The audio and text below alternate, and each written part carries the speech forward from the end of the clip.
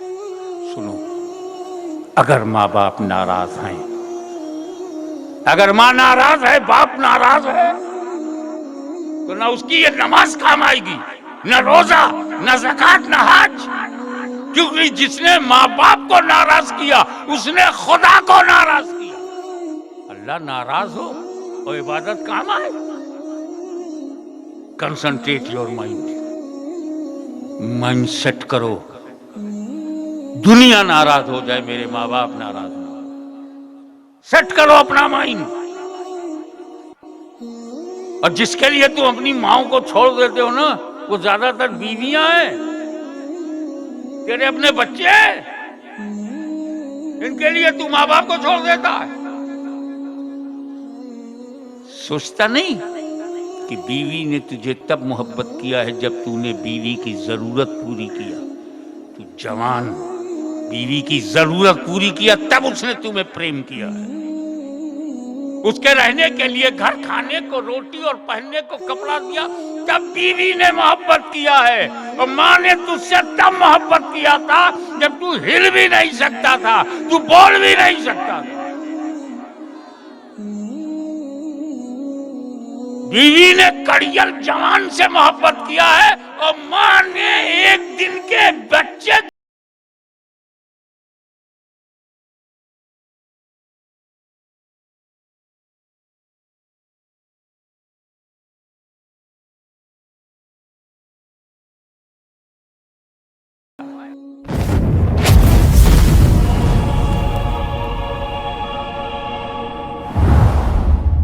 अफरा तफरी करने दो, कुछ न करने से तो बेहतर है।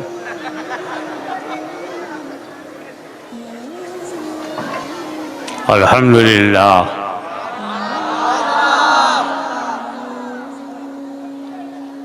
अल्हम्दुलिल्लाह नहमदुहु व नस्तईनुहु व नस्तगफिरुहु व नुमिनु बिही व नतवक्कलु अलैहि व नऊज़ु बिल्लाहि मिन शुरूरि अनफुसिना व मिन सय्यिआति अमालिना। मन यहदिहिल्लाहु फला मुदिल्ल लहु व मन युद्लिलहु फला हादिय लहु। व नशहदु अल्ला इलाहा इल्लल्लाहु वहदहु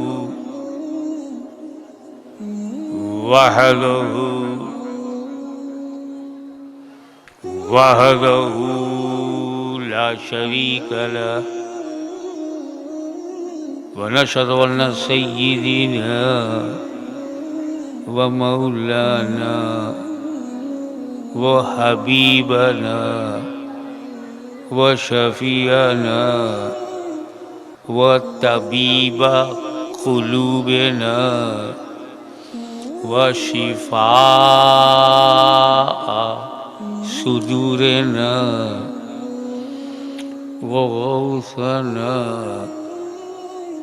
व मुईनना व कुतबना व फरीदना व निज़ामना व सिराजना व गुलाना व अशरफना व नूरा ऐनना व मुख्तारना मुहम्मदन अब्दुहु व रसूलुहु सल्लल्लाहु तआला अलैहि व अला आलिहि व अस्हाबिहि व अज़वाजिहि व ज़ुर्रिय्यतिहि व अहले बैतिहि व उलमाए उम्मतिहि व औलियाए मिल्लतिहि व शुहदाए मुहब्बतिहि अजमईन। अम्मा बाद, फ़अऊज़ु बिल्लाहि मिनश शैतानिर रजीम, बिस्मिल्लाहिर रहमानिर रहीम। ला तुशरिकू बिही शैआ व बिल वालिदैनि इहसाना। सदक़ल्लाहु मौलाना अल-अलीयुल अज़ीम व बल्लगना रसूलुहुन नबियुल अमीनुल करीम व नहनु अला ज़ालिका लमिनश शाहिदीन व शाकिरीन वल्हम्दुलिल्लाहि रब्बिल आलमीन। इन्नल्लाह व मलाइकतहु युसल्लूना अलन नबी या अय्युहल्लज़ीना आमनू सल्लू अलैहि व सल्लिमू तस्लीमा। अल्लाहुम्मा सल्लि अला सय्यिदिना मौलाना मुहम्मदिन व अला आलि सय्यिदिना मौलाना मुहम्मदिन व बारिक वसल्लिम कमा तुहिब्बु व तुर्ज़ा व अन तुसल्ली अलैहि।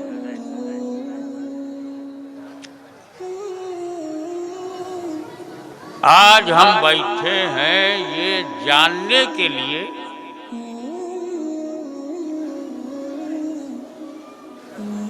कि हमारी जिंदगी में सबसे बड़ी नेमत क्या है। What is most important in our life?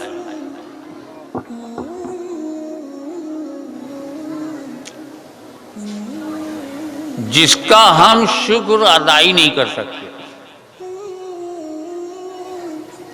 हम बड़ी बड़ी हस्तियों पर जब गौर करते हैं,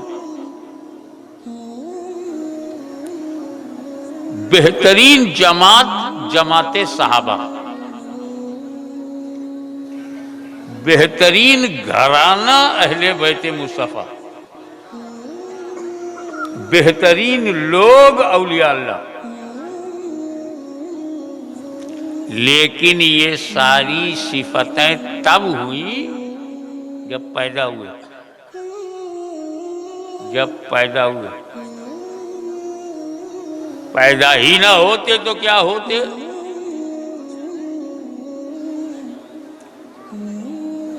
इमाम आज़म, मुज्तहिद आज़म कब पैदा हुए? तब।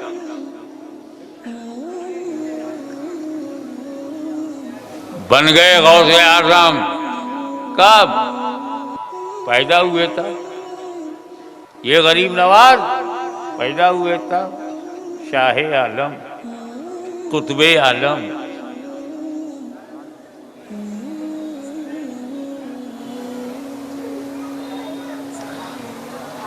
आज आसमाने सुन्नियत पर चमकते हुए जिस सितारे को हम अहमद रजा कहते हैं, वो इमाम अहले सुन्नत है, मुजद्दिदे मिल्लत है। कब पैदा हुए? तब।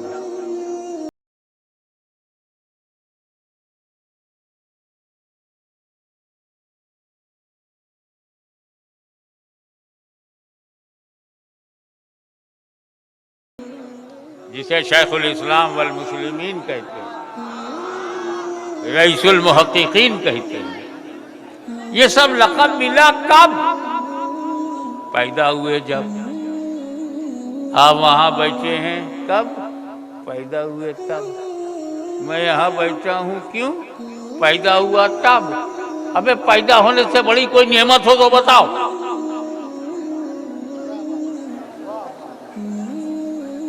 वो संतरी बना, पैदा हुआ तब।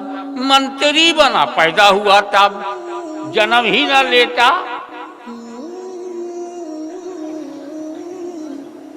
पैदा होने को हल्के में मत लो। हम पैदा हुए तो बहुत इंपॉर्टेंट है परिवार के लिए, परिवार के लिए। और नबी का पैदा होना इससे ज्यादा इंपॉर्टेंट है पूरे संसार के लिए।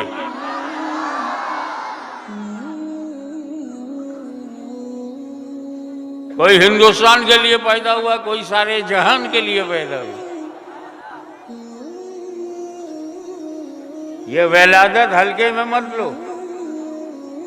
हमारी विलादत जब इतनी इंपॉर्टेंट है कि मैं मौलाना बन गया, हमारी पैदाइश इतनी इंपॉर्टेंट है कि मेरा बाप मुहद्दिस आज़म हुआ, मेरा दादा गौसे आज़म हुआ, ये पैदा होने ही का तो है। तो जब हम जैसे लोगों का पैदा होना महत्वपूर्ण है, तो 12 रबीउल अव्वल को नबी का पैदा होना। अपनी विलादत को हम महसूस करें और नबी की विलादत पर जरा भी ना मुस्कुराएं। पैदा होना, the most dignity of your life, opportunity of your life. सारे titles, power and wealth, everything after birth. जन्म लेना।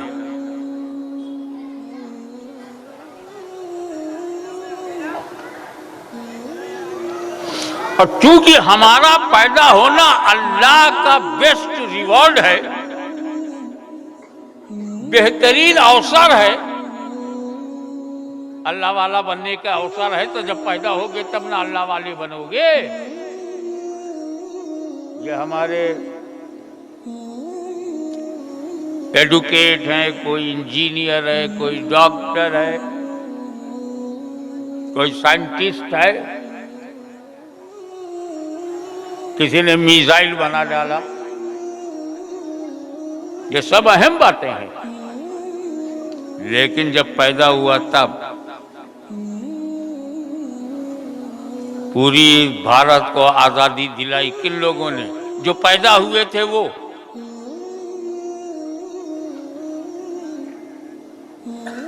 इसीलिए सुन्नी मुसलमान न अपने घर के में पैदा होने वाले बच्चे को भूलता है और ना मुसलमान बनाने वाले पैगंबर के पैदा होने को भूलता है। हम नाशुक्रे नहीं हैं, हम पैदा हुए तो परिवार की तरफ मुड़ गए, परिवार तक गए, और 12 रबीउल अव्वल को जब मेरा नबी पैदा हुआ तो परवरदिगार की तरफ गए।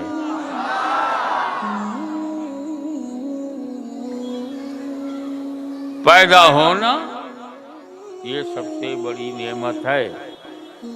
ये आप सैयद हैं, आप शेख हैं, आप पटेल हैं, आप पठान हैं, हमें ये सब कब हुआ? पैदा हुए तब।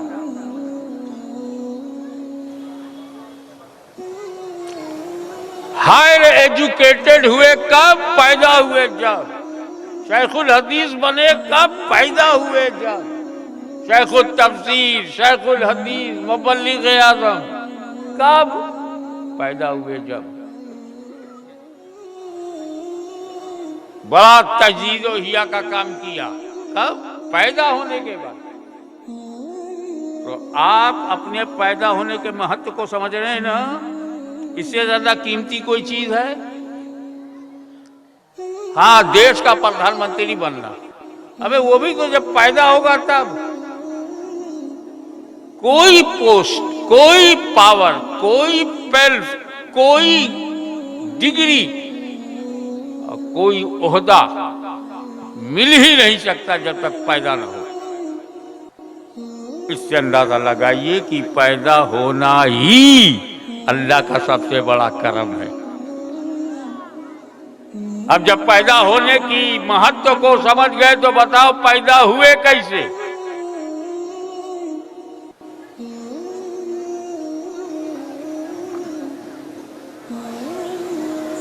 आपके पैदा होने पर चलो सबसे पहले ये देखें रब ने क्या कहा। वला तुशरिकू बिही शैआ, डोंट मेक पार्टनर ऑफ अल्लाह। अल्लाह का कोई साथी नहीं, कोई शरीक नहीं। कितनी आला दर्जे की बात। शिर्क शिकन, शिर्क तोड़।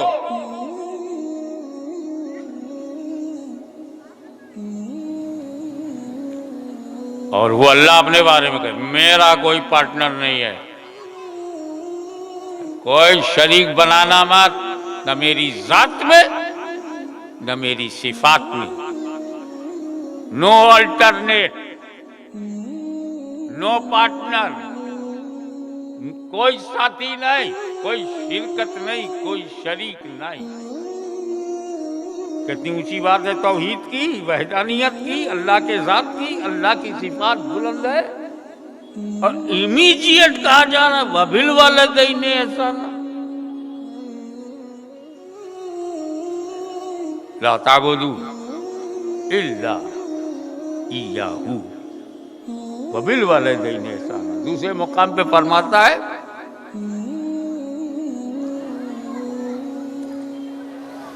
इबादत मत करना किसी की सिवाय अल्लाह के।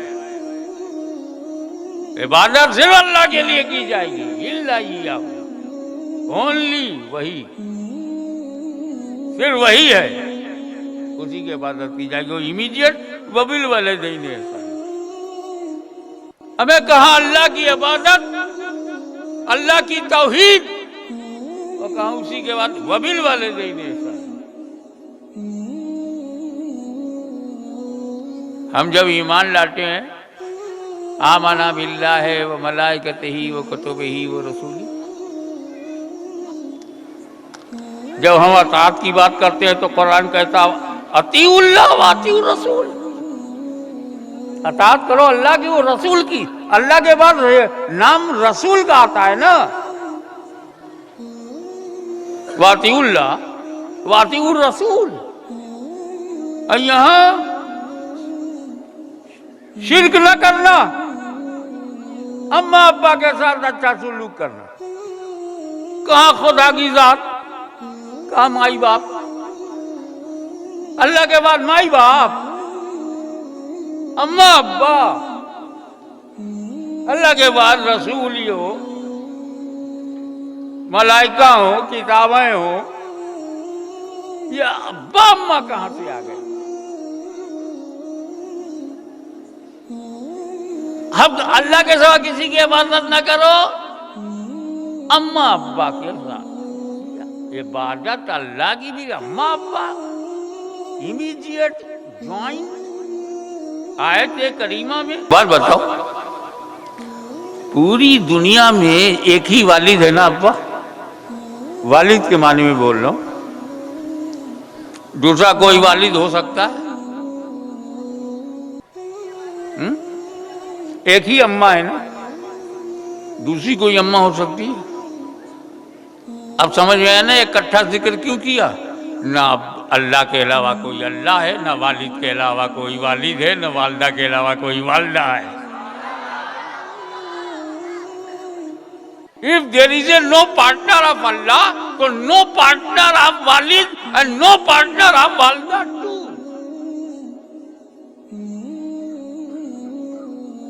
एक वजह तो ये है, और दूसरी बताता हूं आपको।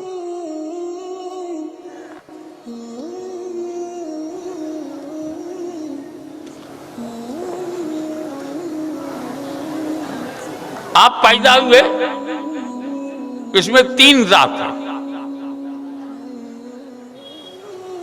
एक अब्बा है, तीन कारण हैं। एक अब्बा, उनका अंश, दूसरी अम्मा, उनका शिकम, तीसरा जो है सबसे बड़ा अल्लाह,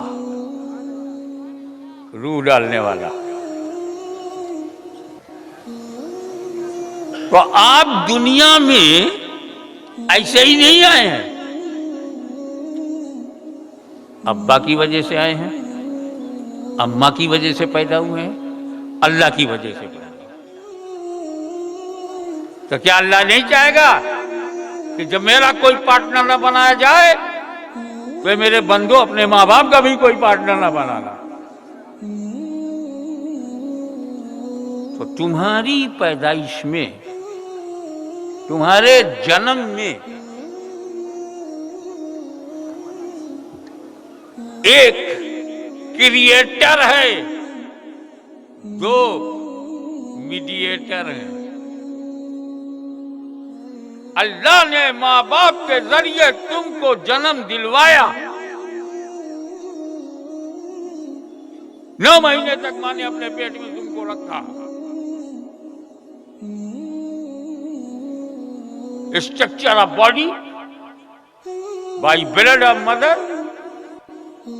ये जो तेरा हाथ पैर है ना, आंख नाक कान, और ये जो तेरा दिल है, किडनी है, लीवर है, इंटेस्टाइन है, और ये जो तेरी जवानी है, ये सब अम्मा के खून से बना है। पहले अपना कर्जा अदा कर,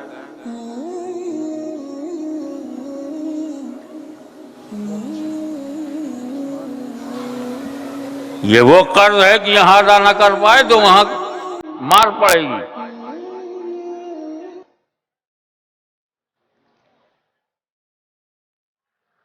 वो बच्चा पैदा हुआ, उससे कहा जा रहा है कि तेरा दुनिया में आने का सबब तेरे मां बाप हैं और मुसब्बिब तेरा रब है। तो तू रब मुसब्बिब तक पहुंचेगा जब सबब का बन जाए। जो बन गया सबब का वही बन गया अपने रब का, और सबब है तेरे मां बाप।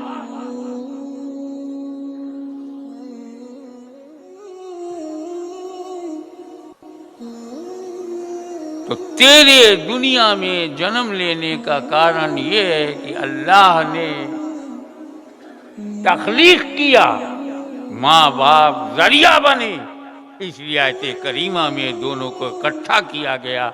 ला तुश्रिकू बिही शैअन व बिल वालिदैनि इहसाना।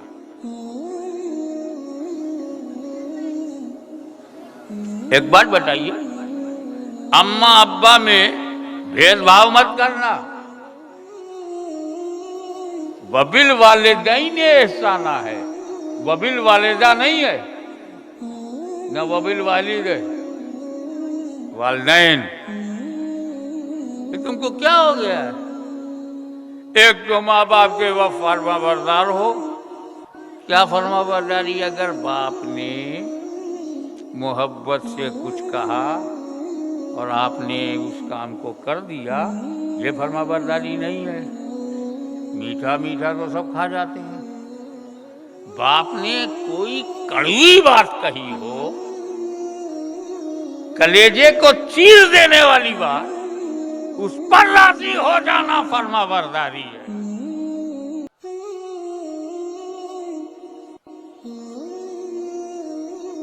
हम ऐसे समाज में जहां अब्बा गायब हैं, अम्मा ही अम्मा।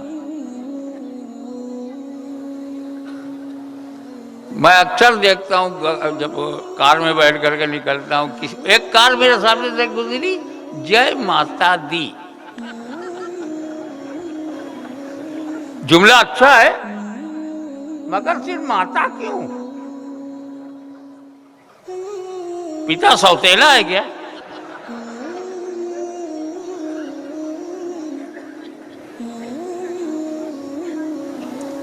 एक ट्रक जा रहा था, उसमें लिखा था मां की दुआ।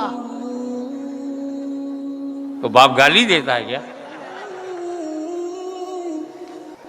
हमारे लखनऊ में एक शायर हैं, मैं सलाह कर रहा हूं कि इसमें भी शैतान का दखल है। जब तुमको माँ बाप से मोहब्बत होती तो कहते इसमें भी कटिंग करो, अब्बा को छाड़ दो, अम्मा को ले लो।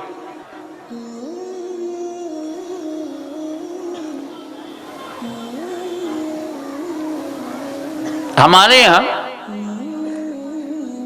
एक लखनऊ में शायर हैं, पूरी शायरी अम्मा पे। हाँ, किसी को दुका मिली, किसी को मक्का, मेरे हिस्से में माँ मिली और बाप नहीं मिला।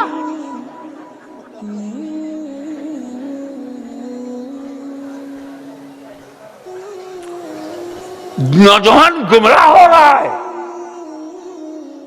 सिर्फ अम्मा। हमें अम्मा अब्बा वैसे ही चाहिए जैसे शरीयत हासिल करने के लिए अल्लाह रसूल दोनों चाहिए। न सिर्फ अल्लाह, न सिर्फ अम्मा, अल्लाह रसूल भी चाहिए, अम्मा अब्बा भी चाहिए।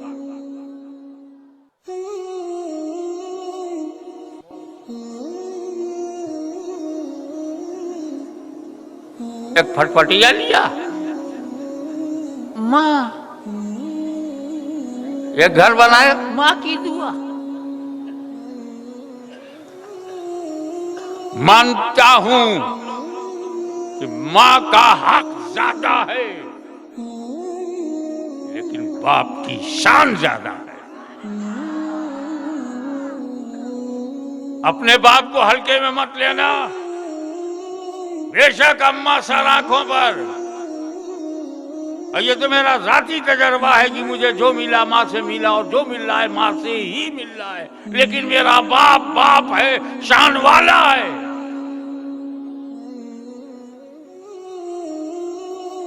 हल्के में बाप को मत लेना। वो जो बोझ उठाकर तुझे पालता रहा, वो जो रिक्शा खींच कर तुझे रोटी देता रहा, वो जो बारिश में भीगता हुआ पैसे बनाता रहा, तुम्हारे कर्ज को उतारने के लिए पसीना बहाता रहा,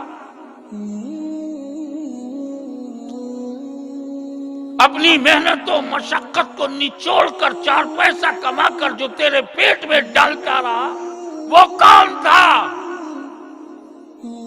माँ तो ठंडे कमरे में बैठी थी, जो धूप में जला वो तेरा बाप था, बोझ उठाया तेरा बाप था, मशक्कत किया तेरा बाप था, विदेश गया तेरा बाप था, तुझे रहने के लिए घर दिया तेरा बाप था, तेरे पेट में रोटी डाली वो तेरा बाप था, अपने कांधे पर रखा तेरा बाप था, जिसने नौकरी किया सैलरी पे सैलरी कमाता रहा वो तेरा बाप था। न माँ को छोड़ो न बाप को, मिल वाले देने साला।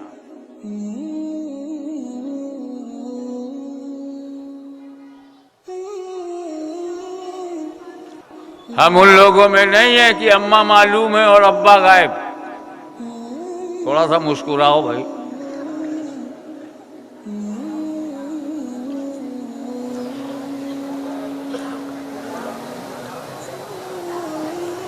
अब तो लोग अम्मा के पीछे इतना भाग रहे हैं, अब्बा को छोड़ के, अब्बा को छोड़ के अम्मा के पीछे इतना भाग रहे हैं कि वो जहां जाते उन्हें अम्मा ही दिखती। जानवरों में अम्मा, नदियों में अम्मा, पत्थरों में अम्मा, अब्बा कहीं नहीं दिखते। बाबा ये अगर अम्मा है, माता है, तो पिता कौन है? और पिता गायब हो जाए तो माता की इज्जत क्या है? सिर्फ मां नहीं, मां की शान ज्यादा, हक ज्यादा है, बाप की शान ज्यादा। आगे बढ़ो और try to understand the dignity of your parents. ये फजीलत क्या है? ये इज्जत वालिदैन क्या है? इसकी जरूरत कितनी है नौजवान बच्चों तुमको अपने माँ बाप की जरूरत?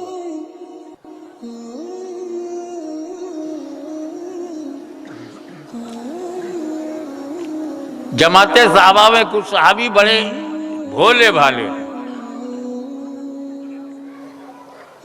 एक मन्नत मान ली उन्होंने।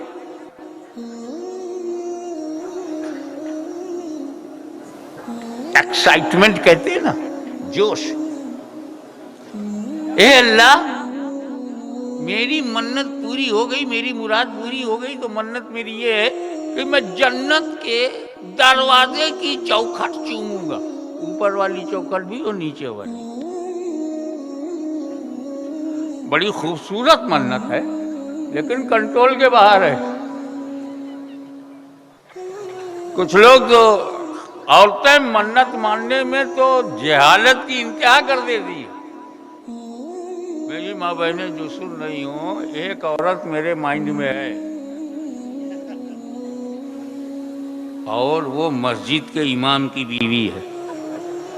भाई मैं मसाजिद माफ फरमाए, उनकी बीवियाँ अच्छी हैं।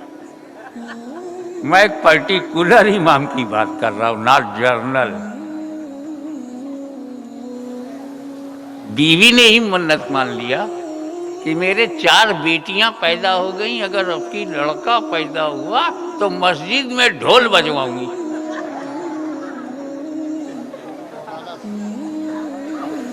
अब इमाम साहब की बीवी, मौलाना की बीवी, मुफ्ती की बीवी, हो गया लड़का। अल्लाह की शान बेनियाज है, अल्लाह समझ देता वही है,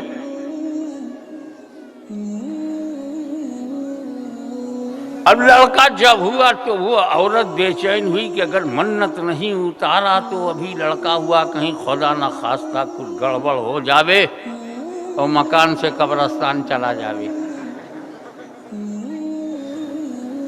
अब उन्होंने अपने शौहर से कहा, देखिए मस्जिद आपकी अपनी है, कमेटी वाले आपके हैं, ट्रस्टी आपका है, और आप इमाम व खतीब हो, आपको बहुत मानते हैं लोग। हाँ अल्हम्दुलिल्लाह, तो ढोल बजा दो ना, मेरी मन्नत उतर जाए। अरे नेक बात, ढोल बजाना हराम है। अरे घर में बजाना हराम, सड़क पे बजाना हराम, मस्जिद में बजाओ।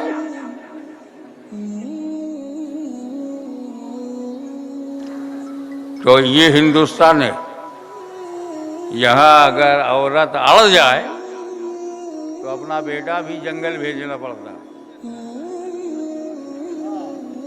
अरे समझा करो, अगर गुजरात नहीं समझेगा तो पूरा भारत नहीं समझेगा। तिरिया हट, राज हट से भी ज्यादा हट। अच्छा, अगर तुम मेरी मन्नत नहीं उतारते तो मौलवी सुन, तेरा खाना पीना बंद, मस्जिद में पड़े रहो, 5 टाइम नमाज पढ़ो, बिस्तर तो बिस्तर, घर में घुसने नहीं दूंगी। अब वो परेशान हुए, ये तो घर का मामला है।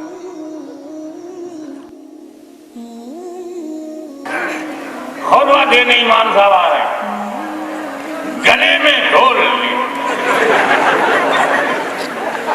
सारे नमाजी हैरत से देख रहे हैं, आज हमारे इमाम और खतीब को क्या हो गया? ढोल को गर्दन में लटकाए पेट के ऊपर चले आ, जैसे ही वो आए खड़े का, देखो ये ढोल है, ये शैतान है, ये हराम है, इधर से मारो तो हराम, उधर से मारो तो, दोनों तरफ से मारो तो भी हराम। ऐसे शैतान को तोड़ देना चाहिए। ढोल बज गई, मन्नत उतर गई, ढोल भी टूट गई। ऐसी बेहुदा मन्नत ना माना करो।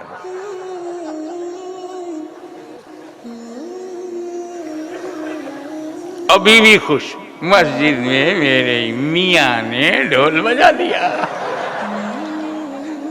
मुसल्ली खुश, आज हराम प्रैक्टिकल करके बताया गया।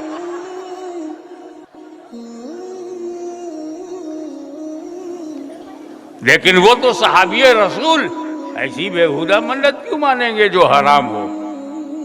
जन्नत की मन्नत। लेकिन दुनिया में रह के जन्नत का दरवाजा कैसे चूमे? अब हल ही नहीं है, मन्नत पूरी करना जरूरी। तो हर समस्याओं का समाधान हबीबुर रहमान, हर मर्ज की दवा सल्ले अला मुहम्मद। पहुंचे नबी के पास, या रसूल अल्लाह, मैंने मन्नत मानी है और मन्नत अल्लाह ने पूरी कर दिया है। क्या माना था?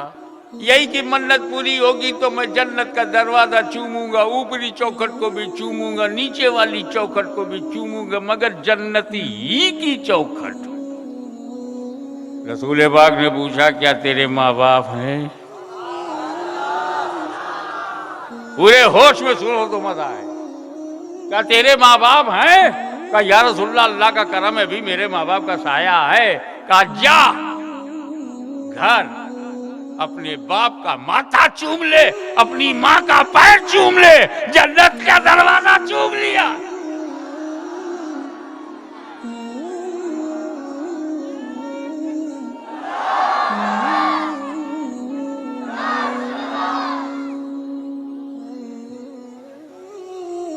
तेरे घर में जन्नत है तू बाहर ढूंढ रहा है। कबीर की बात याद आ रही है, कस्तूरी कुंडल बसे मिर्ग ढूंढे बनमा, ऐसन घटमा पीऊ है दुनिया जाने न। उनका कहने का मतलब था कि स्वामी तो स्वयं में है,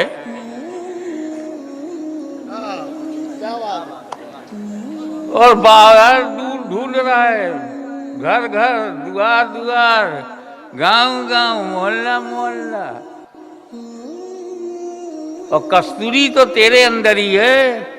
वही तो मेरे आका ने कहा था, मन अरफा नफ्सहू फकद अरफा रब्बहू। जिसने स्वयं को पहचान लिया उसने स्वामी को पहचान लिया। अरे स्वामी मेरा रब है, ये कहाँ स्वामी है? स्वामी होते तो जेल में होते।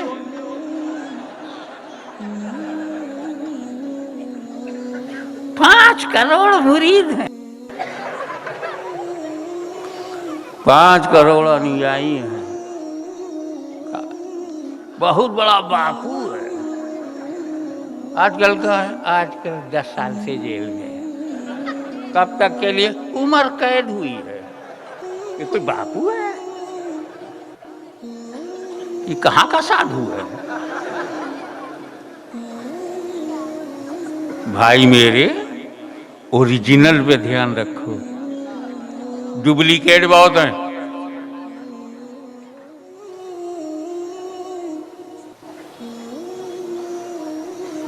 जिसने खुद को पहचान लिया उसने खुदा को पहचान लिया। बात रही जन्नत की, हमें माँ बाप को पटा लो, खुदा की कसम खुदा राजी, रसूल राजी। एक बात जिम्मेदारी से बोलूं, अगर किसी ने, किसी नौजवान ने, किसी बुजुर्ग ने 10 हज किया है, 10 हज साहिब तरतीब है, यानी नमाज एक वक्त की कज़ा नहीं है, रोजेदार है, ज़कात देता है, सीधे जन्नत में जाना चाहिए। सुनो, अगर माँ बाप नाराज हैं, अगर माँ नाराज है, बाप नाराज है, तो ना उसकी ये नमाज काम आएगी, न रोजा, न ज़कात, न हज। क्योंकि जिसने माँ बाप को नाराज किया उसने खुदा को नाराज किया। अल्लाह नाराज हो और इबादत काम आए। Concentrate your mind, mind set करो। दुनिया नाराज हो जाए, मेरे माँ बाप नाराज हो, सेट करो अपना माइंड। और जिसके लिए तुम अपनी माओ को छोड़ देते हो ना, वो ज्यादातर बीवियां हैं, तेरे अपने बच्चे हैं, इनके लिए तू माँ बाप को छोड़ देता है।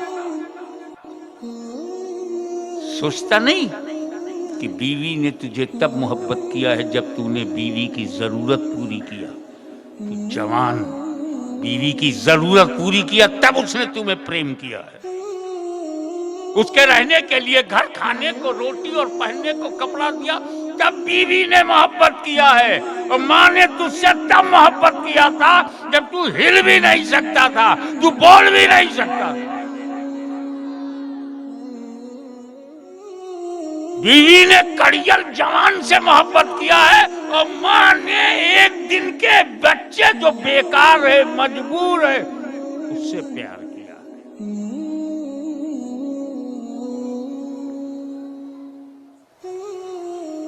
माँ नाराज हो जाए तो तुम क्या, मैं क्या। मेरा अकीदा है, कोई माने चाहे ना माने, हुजूर सल्लल्लाहु अलैहि वसल्लम के सारे सहाबी बख्शे बख्शाए। मेरा तो है, जब मैं अपने मुरीद को जन्नती समझता हूं तो रसूल के मुरीद को जहन्नुमी कैसे समझूंगा? रसूल के जितने सहाबा है सब उनके मुरीद हैं, पैरों हैं, उम्मती हैं और बेहतरीन जमात है। तो हर सहाबी बख्शा बख्शाया है।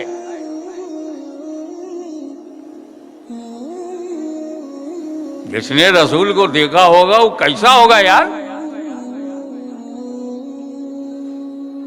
हम लोग गौसे आजम को देख लें तो मस्त हो जाते हैं, उन्होंने तो रसूल को देखा। उनकी आंखें कितनी कीमती हैं, जिसने रसूल को देखा। गुंबदे खजरा देख के तो हम मचल जाते हैं, और साहिबे गुंबदे खजरा दिख जाए, जाली देख के मचल जाते हैं, जाली वाला नजर आ जाए। तो साहबी तो वही है ना जिसने रसूल को अपने माथे की आंखों से देखा। एक साहबी का वाकया सुनो जो बख्शा बख्शाया है,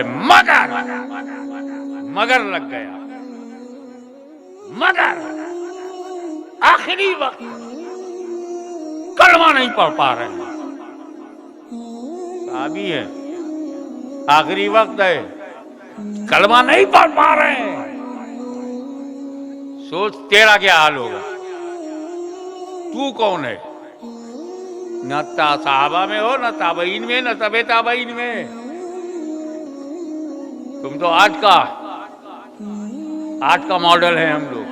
हमारी क्या हैसियत है? साहबी है, आखिरी वक्त है, कलमा पढ़ना चाहते हैं, पढ़ना चाहते हैं, लफ्ज निकल नहीं रहा, अशहदु अन ला इलाहा निकल नहीं रहा।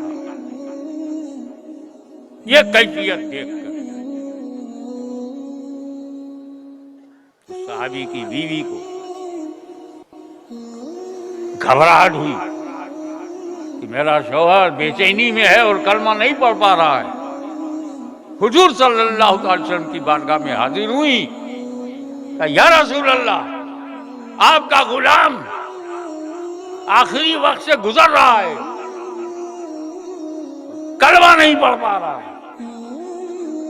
अदमन में नाम नहीं ले रहा हूं, कलमा नहीं पढ़ पा रहा। हुजूर ने डायरेक्ट कहा, क्या उसके माँ बाप हैं? अल्लाह अकबर। वो कलमा क्यों नहीं पढ़ पा रहा है? उसकी तबीयत कैसी है, उसका दिमाग कैसा, उसका दिल कैसा, नहीं पूछ रहे हैं। माँ बाप है, डायरेक्ट वजह पे चले गए सरकार। रीजन क्या है? बाप तो नहीं है, माँ है। का बुलाओ उसकी माँ। नौजवानों ध्यान से सुनो, नबी ने कहा माँ को बुलाओ। माँ आई, हुजूर ने कहा ये बेटा तुम्हारा है? हाँ। इसे माफ कर दो। या रसूलल्लाह, आपका हुक्म सर आंखों पर है, लेकिन मेरे दिल से नहीं माफ कर पाऊंगी। क्यों? इसने मेरे दिल को बहुत जख्मी किया है, बातों से, शब्दों से मारा है। समटाइम अपनी बीवी की बात को मुझसे मनवाता था। Sometime he prefers his wife than me. ये बीवी को मुझ पर प्राथमिकता दे देता होती थी, और ये दूसरों के मोहल्ले वालों की बातें, दोस्तों की बातें, अपने यारों की बातें सुनकर के मुझे बुरा भला कहता था। मेरा दिल चूर चूर हो गया, चकना चूर। मैं माफ नहीं कर पाऊंगी, दिल से तो नहीं कर पाऊंगी। तो हुजूर सल्लल्लाहु अलैहि वसल्लम ने फरमाया सहाबा से, लकड़ियां ले आओ। देखते देखते सारी लकड़ियां जमा हो गई, तो इसमें आग लगा। जैसे ही आग का शोला भड़का, रसूल पाक ने हुक्म दिया, जाओ इसके बेटे को उठा के लाओ, आग में डाल दो।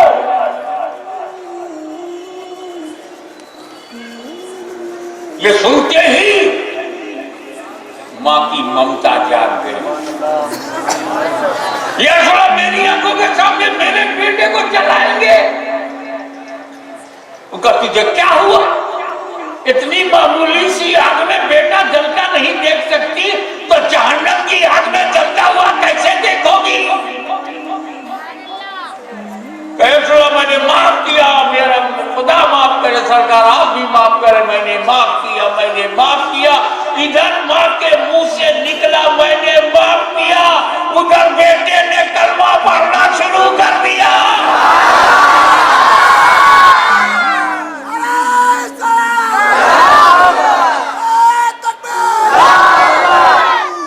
वो सहाबी तब तक कलमा नहीं पढ़ पाया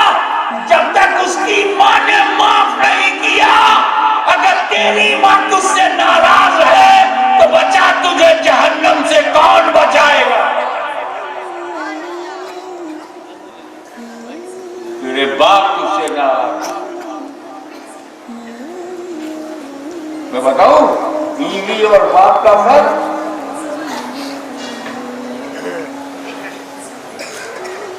शौहर की जेब में नोट है, रुपया, और बगैर बताए बीवी निकाले तो चोरी है। इजाजत देकर उसका हक है, बता के लिए तो हक है, लेकिन चोरी चुपके शौहर का माल नहीं ले सकते। लेकिन अब्बा जब चाहे हाथ डाल के जितना चाहे बेटे का रुपया निकाल ले, जाएगा। देखा, बीवी करे तो चोरी है और अब्बा करे तो जायज है। अब तो अब्बा और बीवी का फर्क समझो और आगे बढ़ो। एक सहाबी रसूल आए सरकार के पास, या रसूलल्लाह, मैं जब घर आता हूं तो मेरे अब्बा जो है हाथ डालकर मेरा पैसा निकाल लेता, अब बताते भी नहीं। मैं क्या करूं?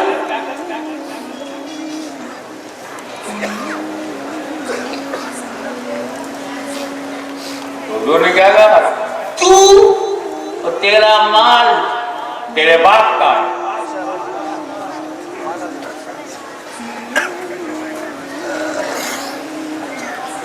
अंता वो मालिक का ले, अभी जो तेरा बाप है ना, तो उसकी प्रॉपर्टी है। जब तू प्रॉपर्टी, तेरी शेरवानी प्रॉपर्टी, तो उसके अंदर रखा हुआ माल भी तेरे बाप की प्रॉपर्टी। वो बाप जिसने बचपन में तुझे कांधे पर उठाकर उंगली पकड़कर चलना सिखाया, स्कूल भेजकर पढ़ाया, अक्ल के दरवाजे खोले, इसने तुमको आलिम, इंजीनियर, डॉक्टर, प्रोफेसर या नेशनल लीडर बनाया, वो तेरा बाप है।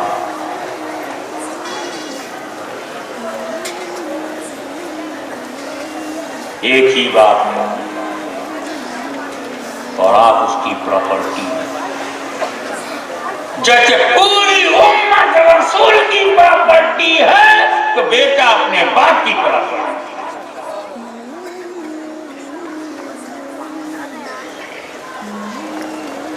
लाओ दुनिया में कोई औरत जो मां से ज्यादा चाहे। हमारे तो मसल मशहूर है, जो मां से ज्यादा चाहे वो डाइन है, डेंजर है, एक्टिंग कर रही है।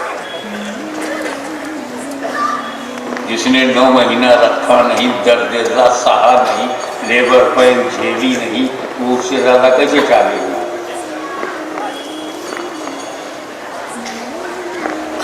अब आप ईमान ताजा करें। हर बात मेहनत से कमाई हुई दौलत को अपने बेटों को दे दिया।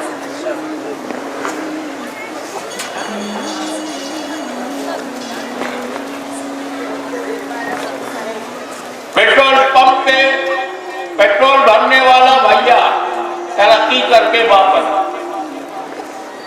करोड़ों कमा करके अपने दोनों बेटों को दे दिया और दोनों अंबानी बन के चमक रहे,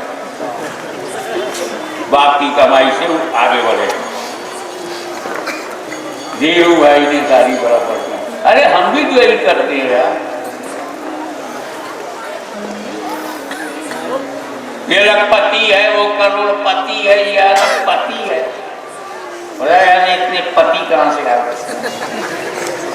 कहा जो एक ही पति होने में तकलीफ है, जो एक का पति है वो प्रॉब्लम में रहता है, जो लखपति होगा वो कितनी बड़ी प्रॉब्लम में होगा। सारी कमाई हमने बेटे को दी।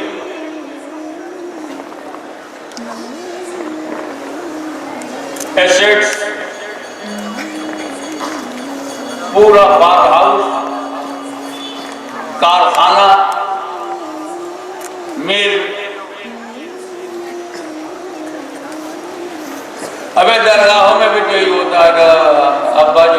मिलवा को देके चले जाए। तुम भी अपनी सारी प्रॉपर्टी अगर तुम दिए बगैर मर गए ना तो लड़के कोर्ट से ले लेंगे। हम कहते हैं ये अरबों खरबों रुपया आपने उस बेटे को क्यों दिया जो कमाई में हिस्सेदार नहीं है? तो हम उसके बाप है, ये हमारा प्यार है। पड़ोसी को नहीं देंगे, कहते हमें बच्चों से प्यार है इसलिए दे दिया। हमें बच्चों से प्यार है ये करो, बच्चों से प्यार है तो मोहल्ले के बच्चे गरीब क्यों हैं? अबे ये बोल कि लड़कों से नहीं, इसको अपने बेटों से बेटी से प्यार है। चिल्ड्रन से मोहब्बत होती तो हर चाइल्ड से मोहब्बत है। यहीं पर मैं सवाल करता। ए माँ बाप, सारी दौलत करोड़ों अरबों की बेटे को दे दिया क्यों? जवाब मिला, इस बच्चे के दुनिया में आने का मैं मीडिएटर हूं, इसलिए मुझे मोहब्बत है। बंदो सुनो, जब मीडिएटर को इतनी मोहब्बत है तो क्रिएटर को कितनी मोहब्बत होगी? हजारों लाखों माओं की ममता मेरे खुदा की मोहब्बत के सामने कुछ भी नहीं। अल्लाह अपने बंदों से जितनी मोहब्बत करता है, कोई माँ अपनी औलाद से उतनी मोहब्बत नहीं कर सकती।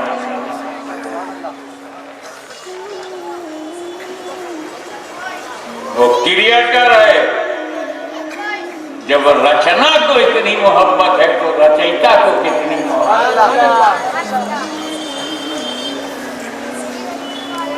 जब मजबूर, बंधे हुए, लिमिटेड मीडिएटर का ये हाल है तो अनलिमिटेड क्रिएटर का प्यार कितना होगा? मां को हल्के में कभी मत ले। वो दुनिया में जो भी तू बना हुआ है ये तेरे माँ बाप का कर्जा है। आज मैं दुनिया में जो कुछ हूं ये मेरी माँ की, मेरे बाप की अता है। न मैं पैदा होता न कुछ बनता। तो तेरा बच्चा होना माँ बाप का, तेरा जवान होना माँ बाप की वजह से, तेरा शौहर बनना माँ बाप की वजह से, तेरा फिर बाप बन जाना माँ बाप की वजह से। ये सारी बातों की, ये सारी इनामात माँ बाप से मिले। तो अजमते वालिदैन को समझो। जिसके वालिदैन नाराज हैं उससे खुदा रसूल नाराज, और जिसने माँ बाप को राजी कर लिया उससे खुदा राजी।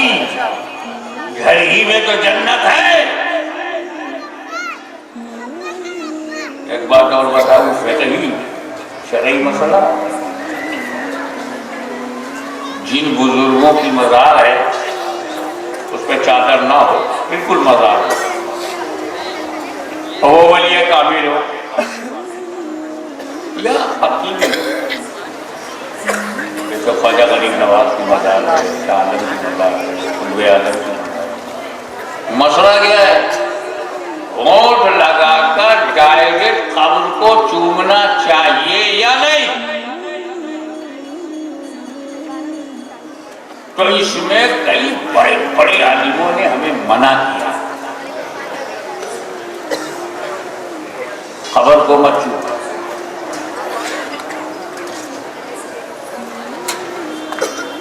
और बहुत सारे बड़े बड़े आलिमों ने कहा छू सकते हैं। मतलब इख्तिलाफ है। अब जिन लोगों ने कहा नहीं चूमो, उसमें हमारे इमाम अहले सुन्नत ने बड़े अदब वाली बात की। अरे तेरा होंठ इस लायक है, कभी होंठ पर सिगरेट का धुआं निकालो, कभी होंठ से हराम पियक्कड़,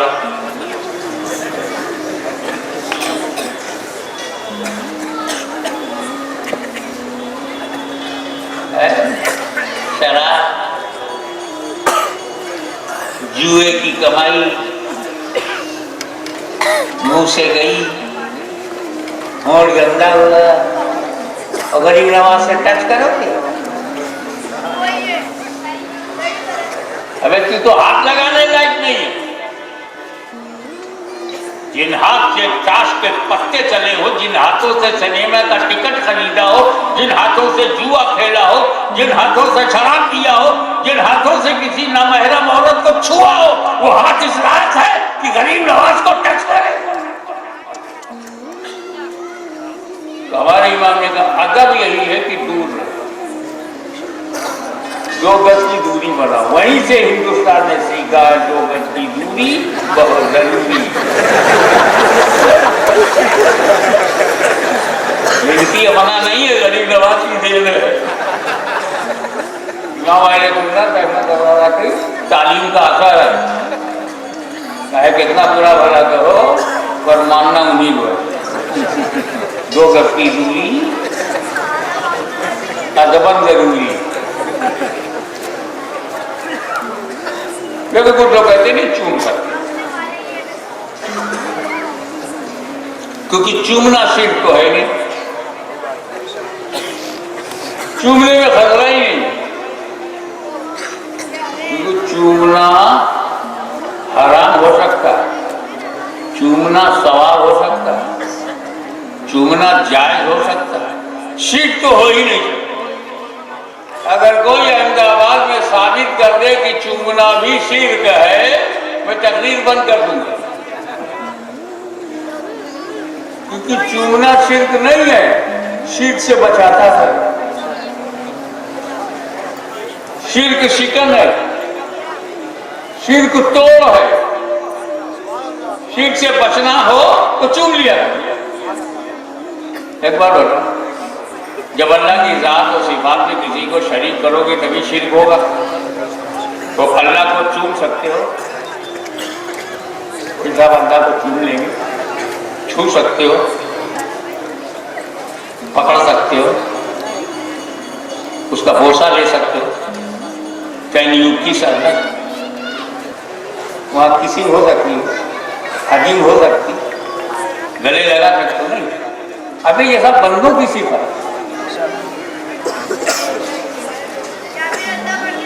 तो चूमना शिर्क है ही नहीं। तभी तो मेरे रसूल ने कहा अरे हजरा रसूल चूम लो, ताकि इसे जन्नती हजर समझा जाए, खुदा ना समझा जाए।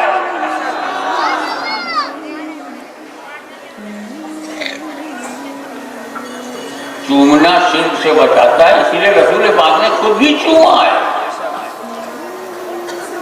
किसको चूमा है? हजर को। और ये जो कब्र में बोली लेता बशर को।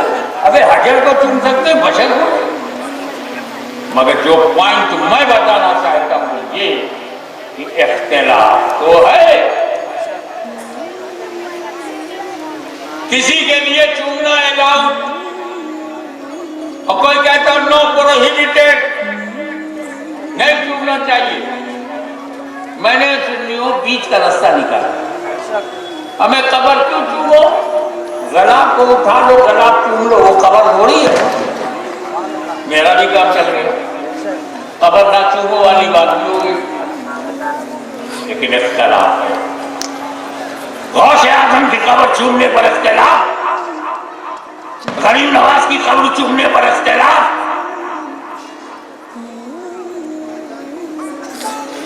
शाह आलम की कब्र को चूमने पर इख्तिलाफ है। लेकिन सारी दुनिया के सुन्नी मुसलमान एक हैं कि मां की कब्र चूमने पर कोई इख्तिलाफ नहीं। अंदाजा लगाओ, अकाबिर औलिया की कब्र चूमने पर इख्तिलाफ, लेकिन माँ बाप की कब्र चूमने पर कोई इख्तिलाफ नहीं। अगर कब्र कच्ची है अपना होठ लगा दो, क्योंकि वो तेरी माँ है, वो तेरा बाप है, उसी की रजा में खुदा की रजा है।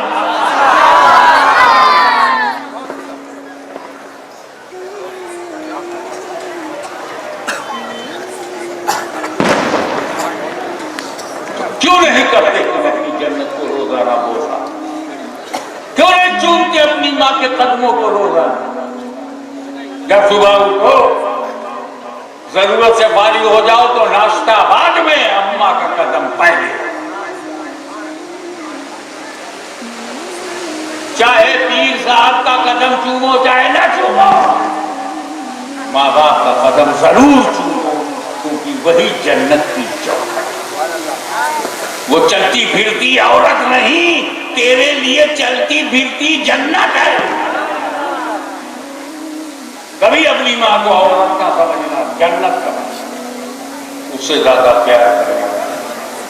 दिन हो तो माँ का प्यार, बाप का प्यार, रात हो कहीं कहीं चले जाओ, हिंदुस्तान से अफगानिस्तान चले जाओ, तुर्किस्तान चले जाओ, पाकिस्तान चले जाओ, उजाले में रहो अंधेरे में, माँ बाप से ज्यादा चाहने वाला मैंने देखा है। इसलिए माँ की मोहब्बत को मोहब्बत नहीं कहते। नया शब्द निकाला गया जो केवल माँ के लिए ही इस्तेमाल हो सकता है, वो है ममता। ममता, ममता। बहन की मोहब्बत मोहब्बत है, बीवी की मोहब्बत मोहब्बत है, बाप की मोहब्बत भी मोहब्बत है, भाई की मोहब्बत मोहब्बत है, और माँ की मोहब्बत ममता। ममता से मत टकराना, समझा करो। खाली झोली आओ, हम तो आपको अकलमंद समझ रहे। माँ की ममता से मत टकराना, माँ की ममता टकराना। खाली झोले में आओगे, आप एक चोला होगा और खाली हो। माँ बाप से मत टकराना, मेरा मतलब यही है। माँ की ममता से मत टकराना, जनरल बात। तेरे घर में माँ है, उसके तेरे सामने ममता है, उसे मत टकराना। जहां जहां माँ है वहां वहां ममता है। सरपंच से चला गया।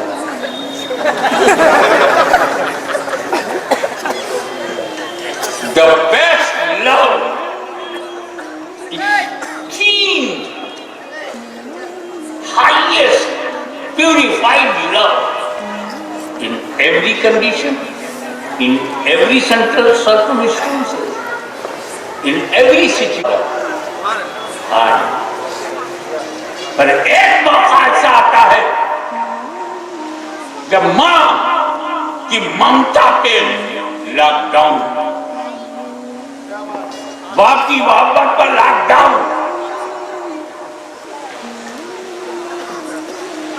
न बाप अपनी मोहब्बत दिखा पाता है, न मां। वो बेटा इंतजार ही करता रह गया, न मां आ रही है न बाप। वो मौका है जब उस नौजवान को कब्र में लेटाया गया। उस नौजवान को कब्र में लेटाया गया, तख्ता लग गया, मट्टी डाल दी, मनो मिट्टी के नीचे दबा दिया। उस अंधेरी कब्र में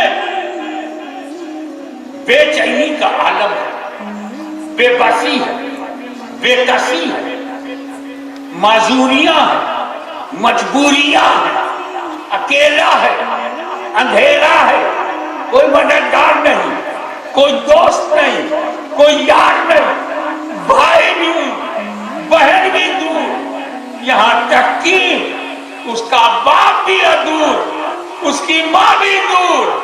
बाप की शफकतें खत्म, माँ की ममता खत्म, भाई बहन की मोहब्बत खत्म, बीवी बच्चों की मोहब्बत खत्म। अकेला अंधेरी कोठरी में इंतजार करता रह गया, न बीवी की मोहब्बत, न बच्चों की मोहब्बत, न माँ की ममता, न बाप की मोहब्बत, उनकी शफकत, न दोस्तों की दोस्ती, न यारों की यारी। एकदम बेचारा उसी में दब रहा है, मायूसी के आलम में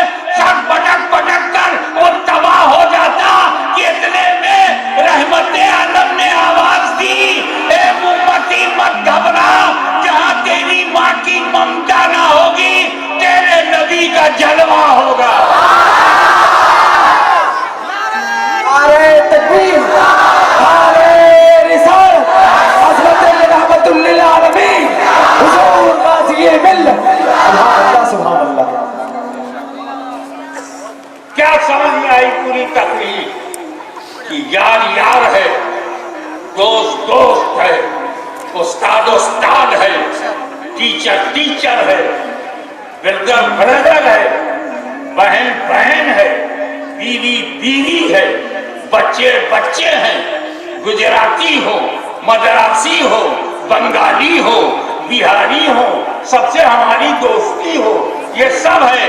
इनसे सुपीरियर मेरा बाप, मेरी माँ। पूरे हिंदुस्तान में नहीं, पूरी दुनिया में एक बेटे के लिए सबसे सुपीरियर उसके माँ बाप। लेकिन अल्लाह ने एक और हकीकत खोल दी कि जब कब्र में आएगा, न माँ की ममता होगी, न बाप की शफकत होगी, वहां मेरा हबीब, मेरा महबूब रहमतुल लिल आलमीन का जलवा होगा। मा कुंता तक़ूलु फी हाज़ा रजुल, इस मर्द के बारे में तुम क्या कहा करते थे? फौरन रसूल का चेहरा सामने होगा, सामने होगा, सामने होगा। वो जो गुंबदे खजरा का मकी है, तसल्ली देने के लिए अपनी उम्मती की कब्र में जलवा नुमा है। इसका मतलब ये हुआ, सबसे ज्यादा चाहने वाले को माँ बाप कहते हैं, और इनसे भी ज्यादा चाहने वाले को रिसालत बाप कहते हैं। सुभान अल्लाह, सुभान अल्लाह। लोगों, तुम मेरे माँ बाप की तरह नहीं हो, और मेरे माँ बाप आप भी मेरे नबी की तरह नहीं है। ये अज़मते कॉन्फ्रेंस का दिया हुआ दर्स माइंड सेट कर लो। रोजाना प्रैक्टिकली अपने माँ बाप का कदम चूमना न भूलो। वाखिर दावाना अल्हम्दुलिल्लाह। या नबी सलाम अलैका, या रसूल सलाम अलैका, या हबीब सलाम अलैका, सलवातुल्लाह अलैका, सरवरा शाह करीमा, दस्तगीर दिल नवाज़ा, हमको भी मिल जाए सदका, रब हबली उम्मती का, या नबी सलाम अलैका, या रसूल सलाम अलैका, या हबीब सलाम अलैका, सलवातुल्लाह अलैका।